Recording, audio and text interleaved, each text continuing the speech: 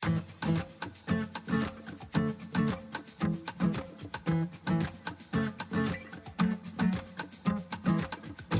podcast is a quest for well-being, a quest for a meaningful life through the exploration of fundamental truth. Enlightening ideas, insights on physical, mental, and spiritual health.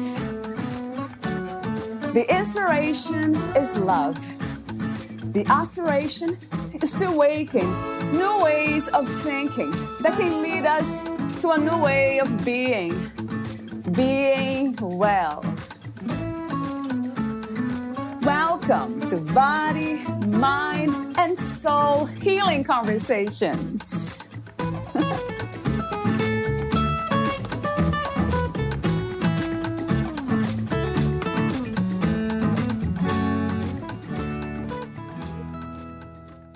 Why would we have a fear of success?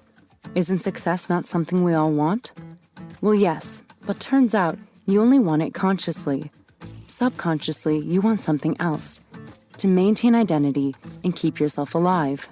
In fact, this need to preserve your identity is so strong that your subconscious has no problem sabotaging you to meet that need.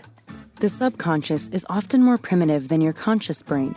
It is not sophisticated enough to understand exceptions. It forms general rules and then protects them dearly, justifying it by thinking if it kept you alive this long, then they must be treated with the utmost importance. With hypnotherapy, you can get answers from the subconscious and understand the unconscious influences and childhood experiences specific to you and your fear of success. Once we bring them to the surface, we can debunk them and reverse the programming. It is one of the best gifts we can give ourselves to free us from these distorted fears.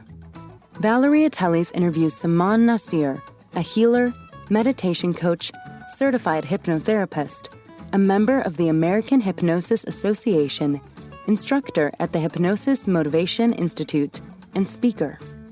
Saman Nasir is also an instructor at the Hypnosis Motivation Institute, which offers a 720-hour clinical hypnotherapy program accredited by ACCET and represents the most extensive hypnotherapy training.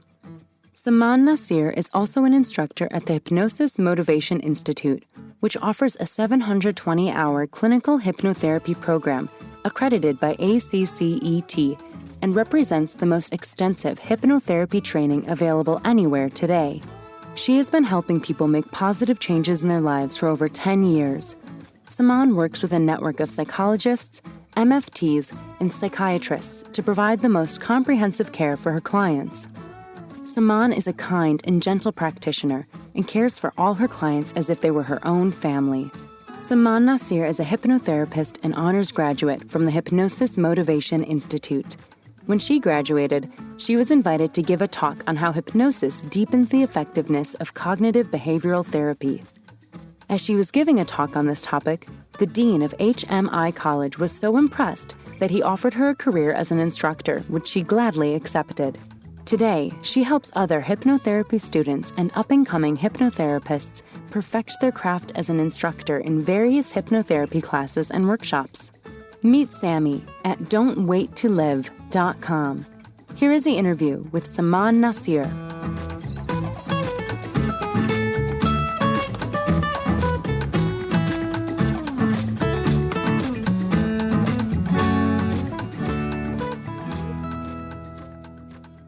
In your own words, who is Saman Nasir today?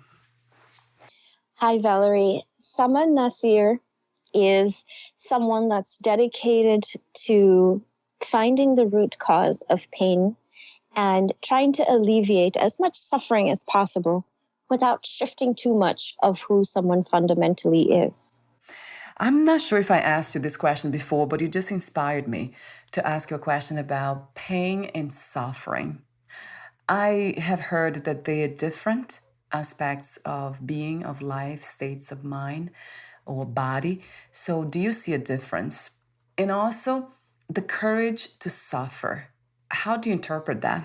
Wow, such an excellent and very deep question. So, yes, definitely there is a big difference between the two, even though they get very confused for each other, right? People use the word suffering and pain interchangeably. Pain is a helpful mechanism of the body that's supposed to tell us to get away from a source of something that could destroy us or cause us harm. For example, fire, or as far as emotions go, maybe it's somebody that's toxic or abusive. So pain is a signal that, hey, this is not okay. Your body's in danger. Please get yourself to safety. Suffering would be caused by an attachment to that pain, or an attachment to extreme pleasure, an attachment to anything that's different than what is here now, that is different than the present moment. So suffering is nothing more than a demand that we put on ourselves and on the present moment, that no, it's not okay for you to be the way that you are. You need to be different. But the truth is, in accepting what is here now, we're not giving up, and we're not saying that, things will never change, or there's going to be nothing any different. But it's just really coming to where we are now, meeting ourselves, meeting the present moment where it is now. And that's what causes the end of suffering. The courage to suffer. What is the meaning of that to you? What does it mean to you? So I feel like that was just another way of restating the first question, because the two are so intricately linked. The courage to suffer is nothing more than saying, okay, one of the things that the present moment has now brought to me is my resistance to my pain. So can I now take a step back and make room for my resistance to the pain, to my suffering of the pain?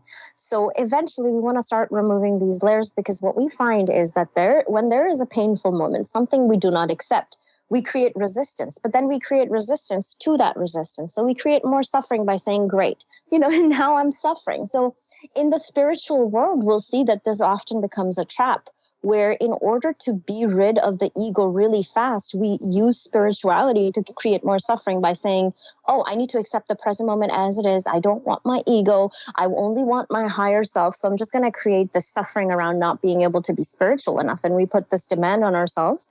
And we have to start shedding those layers and start saying, okay, let's meet myself where I am now. I'm flawed. I'm imperfect. I'm completely 100% in the clutches of my ego. That's okay. I can take a step back and notice that. And I can make room for that. And I can accept that.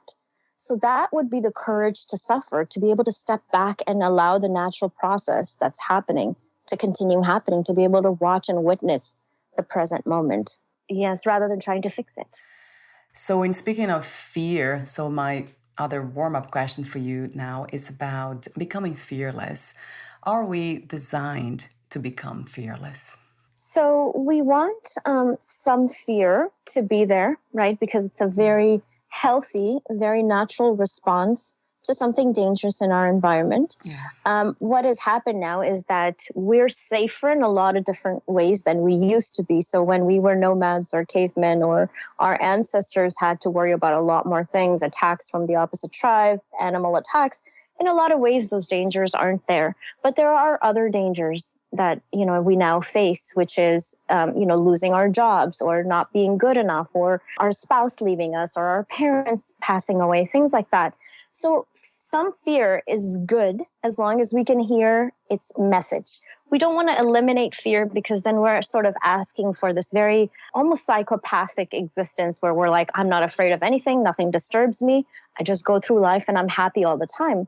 Because we're not meant to live that way. We're not meant to be completely free of every negative emotion and only be able to experience positive emotion. It doesn't work like that. So the healthy mechanism of fear is to say, hey, Valerie, perhaps you didn't lock your door. And if you don't lock your door, somebody could come in, because there has been somebody else's home that got broken into recently in your neighborhood. That's a good thing for you to have that fear, because that will cause you to generate enough motivation, enough energy in your body to wake up, no matter how deeply asleep you were, and wake up and go lock your door. Now, as long as you're completing the message that the fear is trying to convey to you, there's no issue. But the issue becomes when people take fear and they try to repress it instead of listening to the underlying message. They're like, well, I don't want to get up right now. I'm very tired. So they just lay there kind of just stewing in the fear, and then they blame the fear. But the issue was the fear wasn't heard, and it was trying to send a powerful, important message to try to protect you. So true. in a sense, we don't want to be completely fearless, do we? We want that very human, very natural side of us to always remain there as our protector. We just don't want to have it turn into some sort of addiction where we just re-experience the fear just for the jittery energy that it provides, the fear that it provides. We can become addicted to that and then crave that. So we want to kind of use the fear for what it's really trying to tell us. What is there beyond feelings, Sammy, from your perspective and experience in this life? So feelings are our biological response. So we have a biology, and that does include feelings. That includes our biological needs. That includes, fear, pain, a little bit of suffering.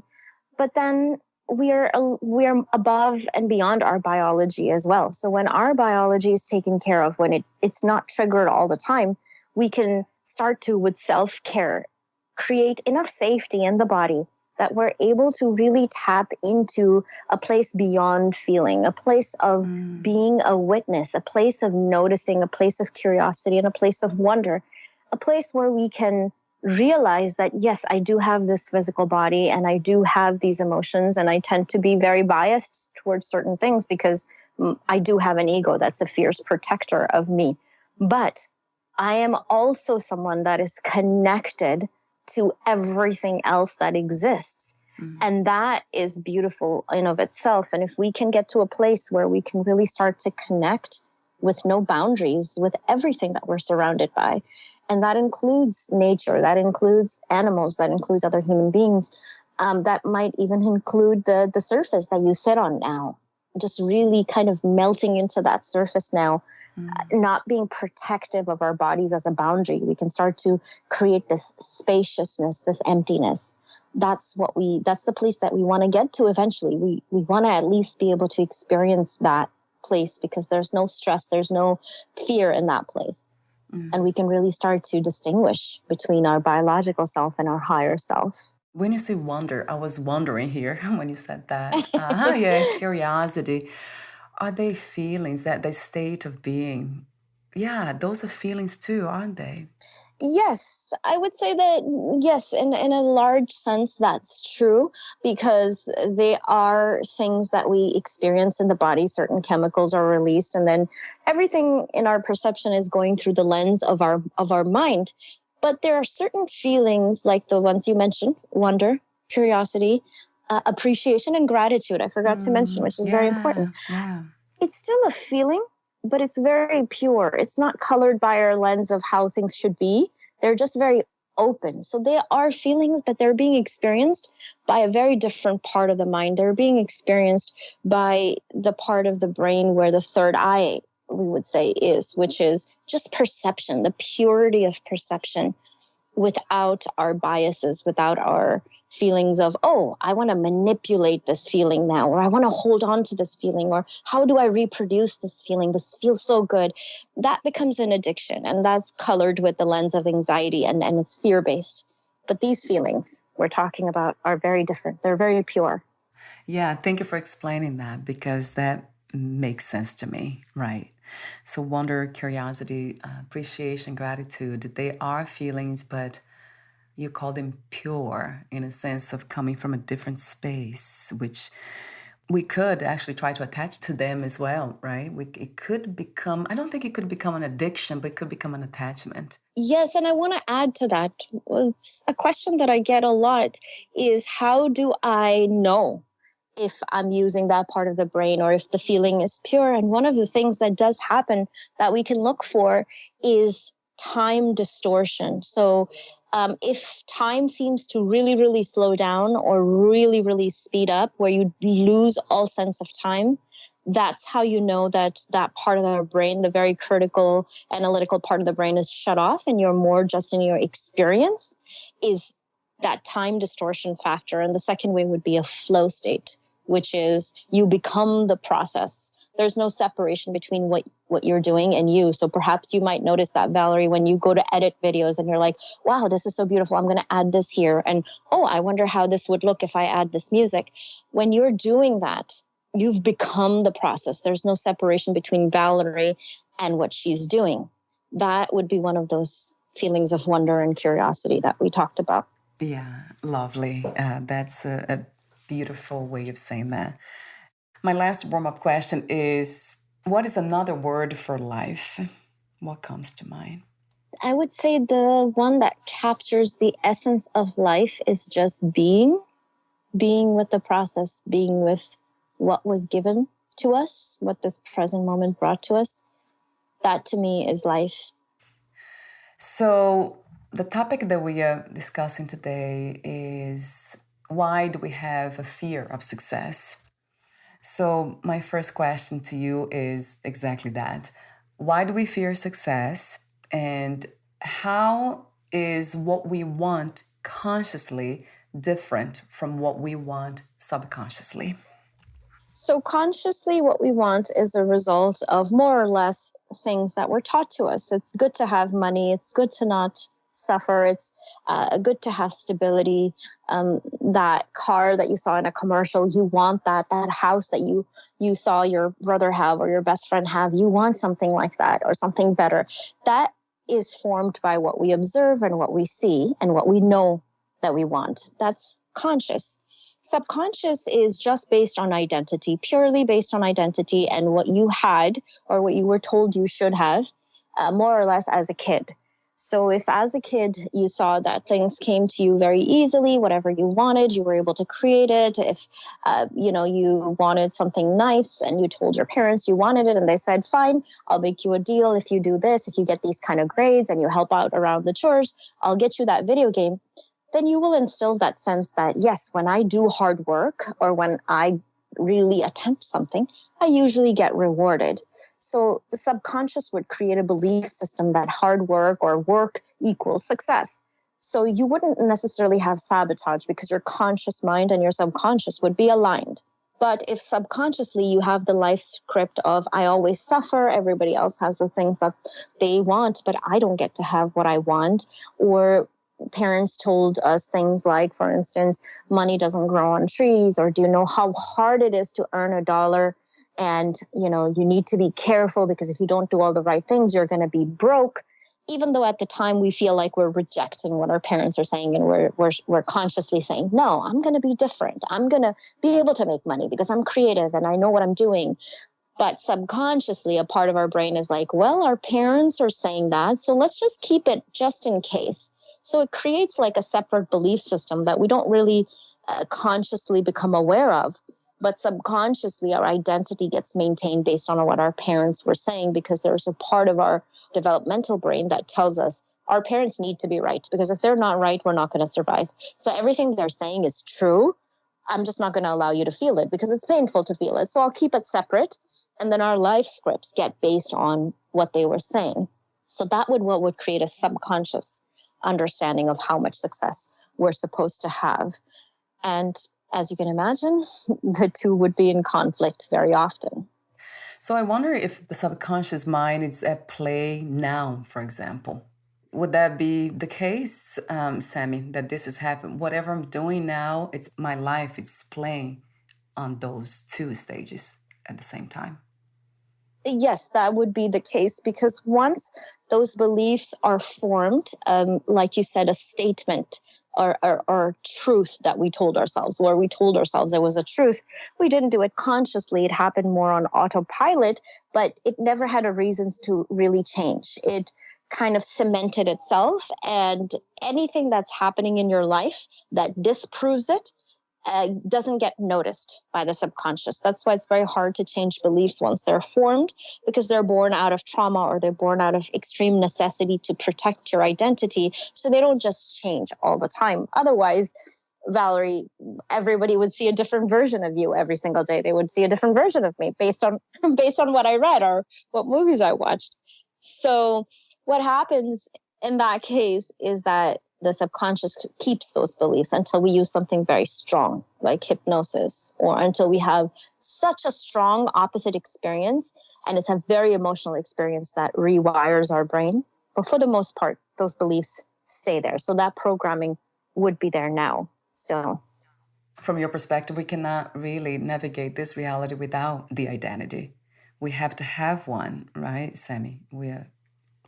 You're not really, with hypnotherapy, you're not ending or getting rid of belief systems. In a way, you're replacing them.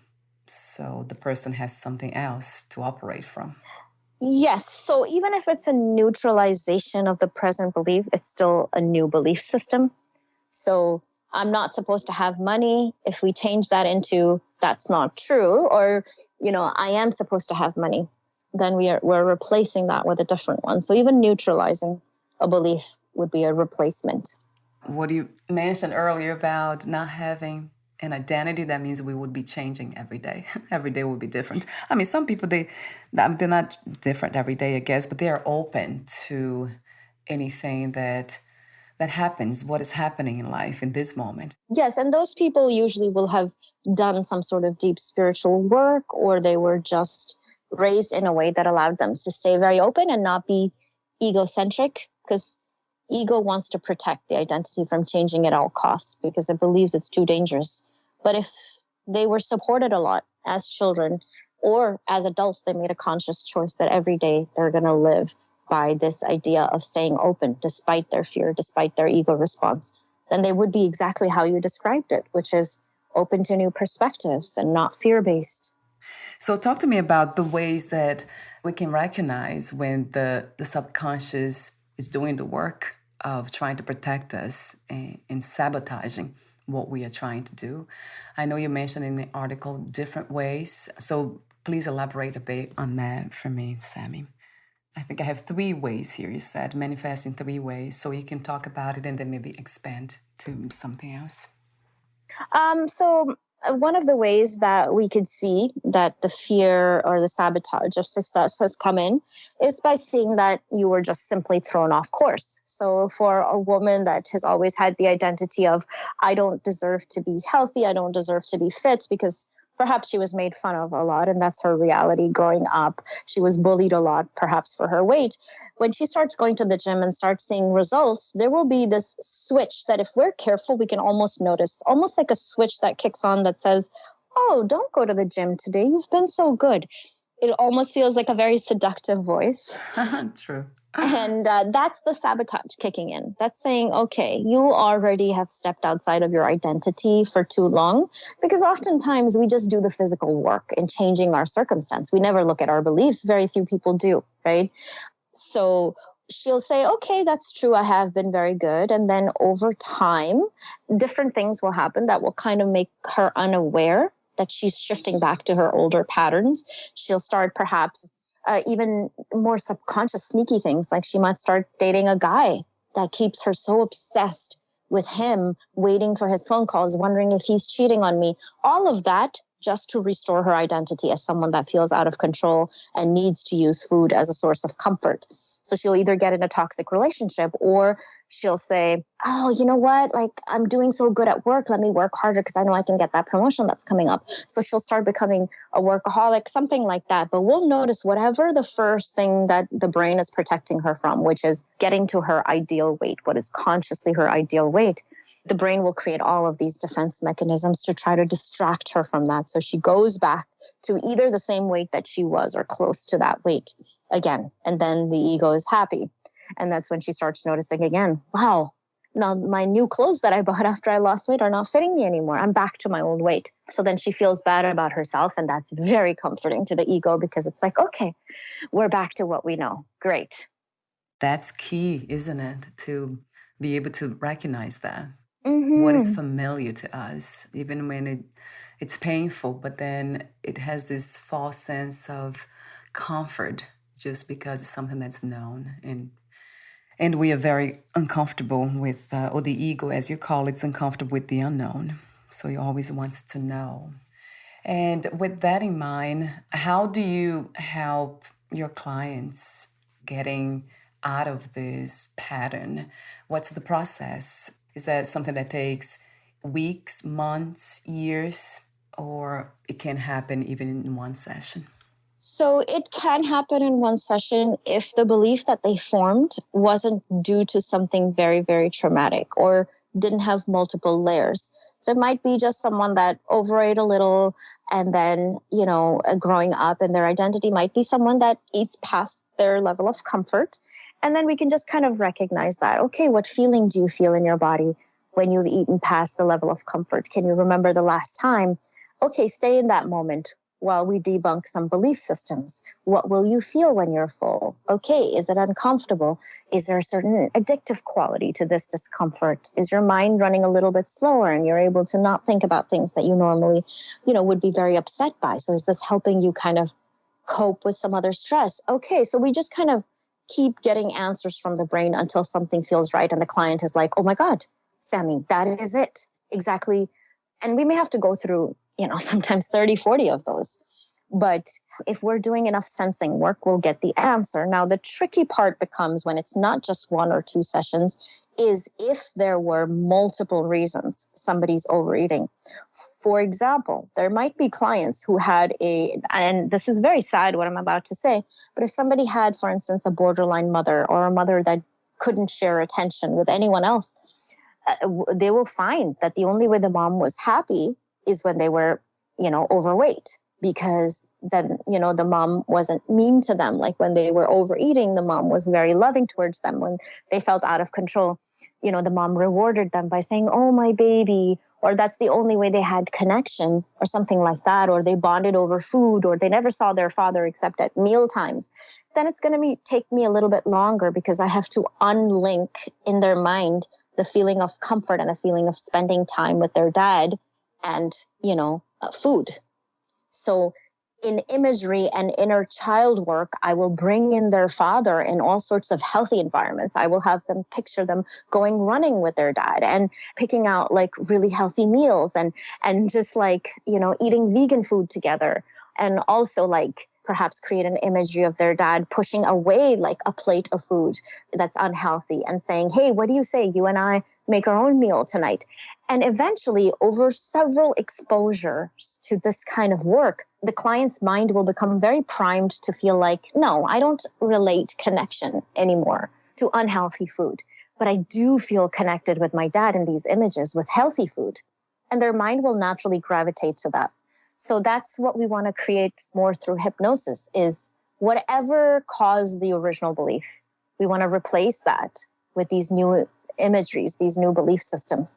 And eventually the mind gets very confused about between what really happened and what didn't. Intellectually, we'll always know. But the subconscious is like, okay, this new identity that we're creating in our minds feels pretty comfortable, feels pretty familiar. Okay, I'm willing to give it a try.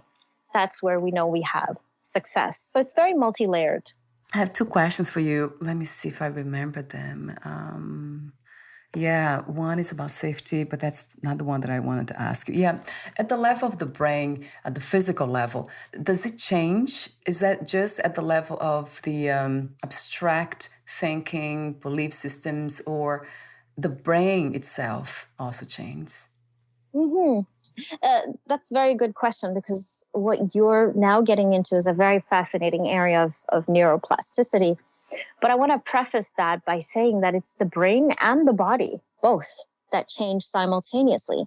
So, for example, if somebody brings me a plate of food that's not healthy and my, mouth starts to water and I feel this urge and this like almost tightening of the chest that's like, relieve me of these cravings, just dig in and make yourself full, there's a part of the brain that's engaged, but there's also a body that's creating the physical responses, biological responses, reacting to that unhealthy food because it anticipates pleasure out of that food because it's always gotten it. So the brain's like, okay, we know, we guarantee ourselves pleasure from this type of food. But over time, creating different belief system, the brain starts to notice. And this happens very quickly, Valerie, by the way. I always say neuroplasticity, give it like 6 weeks to like 3 months. That's really how fast neuroplasticity works. It's incredible. is the brain starts to notice, like, wait, I don't seem to be using this part of my brain a lot. Like, Sammy doesn't seem to be using it a lot. She's instead using this part of her brain, which is more focused on her breathing, which is more focused on, just sitting with the present moment and creating acceptance. Okay, why don't I deposit a little bit more gray matter in here and take away some from this other part of the brain that was first dedicated to compulsive eating? And it will actually send the feedback loop to the body, to the muscles that would actually contract to make my hand go towards the food and eat it really, really fast and create a lot of momentum, and my jaw would chew faster. My brain would be like, okay, we're not doing that anymore. So how about we just make our jaw movements a little slower and we eat more mindfully? So eventually it will actually cause physical changes in not just the structure of the brain, but also of the body, and at a cellular level too, because my cells will no longer have more receptors for sugar and won't have as many receptors for like toxic processed foods and high fructose corn syrup. It will start to be like, well, I actually need to absorb more vitamin C now, more vitamin D now. Why don't I create more receptors for that? Eventually, they'll start craving more of those foods. So we cause this whole biological chain of reactions in our mind and our bodies when we create a powerful change. And like I said, it's one thing to do that with willpower, but with something like hypnotherapy, because it's very gentle and it doesn't trigger the ego, because the ego doesn't really know what our directive is when we're doing hypnotherapy. We're just creating beautiful images and we're just sitting with it. And so the ego is not as threatened by it. So it kind of reprograms it without tipping off the defense mechanisms. That's what's really great about hypnotherapy. Right. Yeah. It bypasses the ego. Right. And fascinating it is, this connection between the mind-brain connection. So changing the mind will change the brain. And also how, something that we should know, all of us, that everything's connected. Once we change anything within the body at any level, everything else is triggered. It's because there's nothing that's separated in the first place. So that really resonates true to me. My last question about what you do, Sammy, is the risks. I thought this way before, not anymore, but I used to, that there was a risk. I was afraid of doing hypnotherapy because, I have read somewhere that I could get stuck within the mind's realm somewhere and never come back. I know it's laughable, but yeah, talk to me about those risks, if they exist, and some of the myth that out there about hypnotherapy. One of the good things about hypnotherapy is that you're never completely unconscious, or you're never 100% in somebody's control, no more than you are when you watch a very powerful ad or you see very strong marketing, like when you're driving and you see a billboard and you're like, oh my God, that looks so good, I want to go get those shoes, right? Or something like that. Yes, you're being influenced, but nobody is really taking charge of the brain. Now, the feeling of stuckness that you were afraid of before, that might come from the idea that sometimes hypnotherapists maybe are not very accurately gauging how far, perhaps in your childhood, you're willing to go. And they might talk about a memory that bothers you, or a memory about, for instance, a dad abandoning us, or something like that might come up. And then the hypnotherapist doesn't really resolve it, or doesn't really fully resolve it. So one of the ways that you can overcome that is, if that happens, you just increase your sessions for a little bit. Maybe you just do an extra session that week, or you just go in the very next day and you're like, hey, can you help me through this? I've been thinking about this a little too much. I feel a little stuck. Or you could try a different hypnotherapist, because one of the things that I make sure and do is I create almost like little checkpoints. So if I'm working with you, Valerie, what I would like to really ensure is that I don't take you deeper without resolving what I've already brought up. So I'm not going to expose some of your most vulnerable defense mechanisms all at once. I'm going to take it very little at a time. If I notice that you're not ready to go deeper, if we're working on something and you're like, oh, this feels overwhelming. And that's why we have something called the SUD scale that really all clinicians use, hypnotherapists use it, but also therapists and psychiatrists use it too, is you rate on a 1 to 10 what scale or what intensity a feeling is. And if you tell me it's more than a 6 or a 7, we're going to stay away from that, and we're going to work with something that's around a 6 or 7 intensity on a level of pain. If we go past what your ability to cope in this moment is, then we might create some kind of, fear around hypnotherapy or fear around the process. So that's why we definitely want to make sure that the hypnotherapist we're working with really resonates. I feel like clients should interview us in the first session. If they don't want to do anything, they just want to kind of get to know us and see how we resonate with them. That's totally fine. It's just a process, just like finding the right dentist or the right mechanic for your car. We don't want to go with the first one, possibly, that we're working with. We want to continue exploring, and there's good ones. There's really competent, proficient ones. And then there's also ones that may not have as much experience or may not have, the right kind of sensitivity to that particular client, or their area of specialization might be different. So we want to be very careful who we're working with. I think that's just prudent. But some of those fears that you mentioned are not completely off base. There could be something that we might start and not finish it. So we want to just really make sure that you like your hypnotherapist, that he or she is doing what you need in the way that you need it, and that you feel safe with them. That's very important. Yeah, thank you for saying that and explain that, the safety protocols, that's part of the work you do. And with that in mind, I guess my last question about that is, how do we feel? What we're supposed to feel after a hypnotherapy session? Do you have a measurement for that somehow? How do we measure the success of a section? So you'd be able to see right in that session. What I do is, when I work with a particular thing or a particular milestone, my milestone just be for somebody to salivate less, for example, when they're in the presence of a certain food. So I'll have them bring up, I don't know, ice cream, for example, right, in the beginning of the session, and see how they're responding, how badly they want it, or, if it's a smoking client, how badly they want that cigarette. And towards the end of the session, I'll ask them to bring it up. Or, sometimes they bring the food or they bring the cigarettes with them, and we take them out and ask them, what is your reaction to this now? How strongly do you want it? And a lot of times they're like, oh, I kind of don't want it. I kind of want to push it away. Or it might be that, okay, I was feeling it at a 6 or a 7 before. Now I feel the craving at a 3 or a 2. It's definitely incremental. We build on the work that we do in the following sessions. But there's ways that we definitely bring up the trigger and we see where it's at now. So within the session, the client always knows, because I always end the session bringing up the very trigger that we started with. So they're like, wow, I see how I'm feeling different now. Or now when I bring up that memory of that abuse, I feel more separated from it. Or the guy has now turned into a cartoon voice. The guy that was abusing me now looks like a cartoon.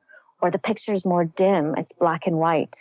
So when we process and digest traumatic memories, we can actually change the way they're stored in our brain to where the audio might be muted.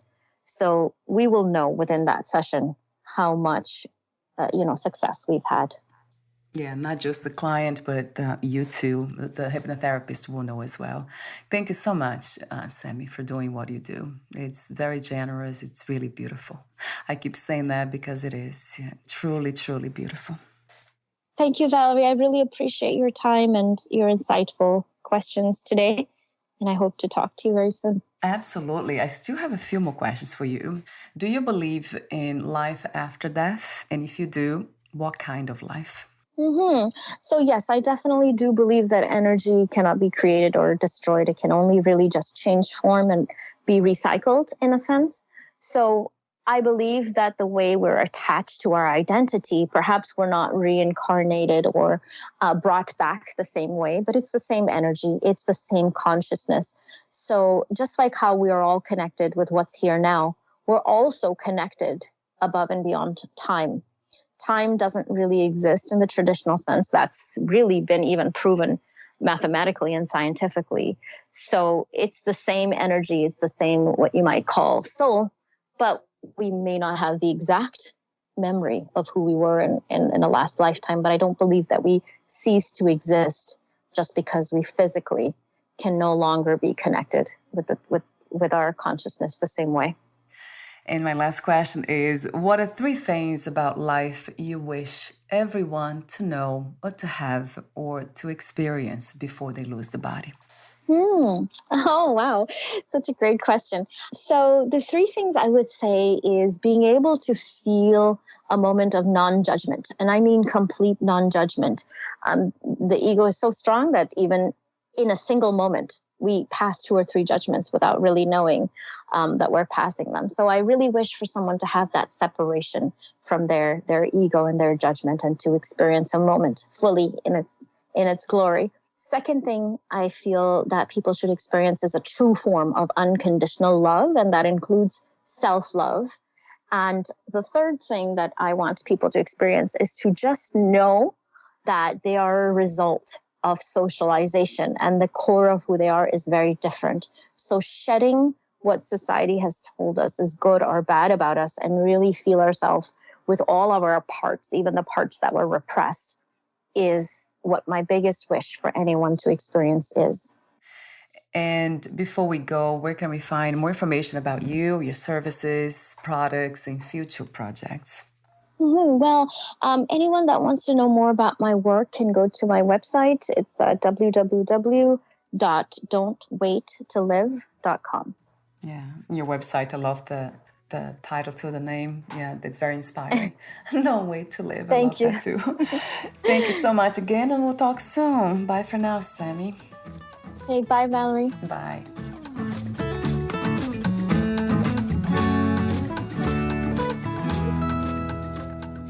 Thank you for listening. To learn more about Sama Nasir and her work, please visit don'twaittolive.com.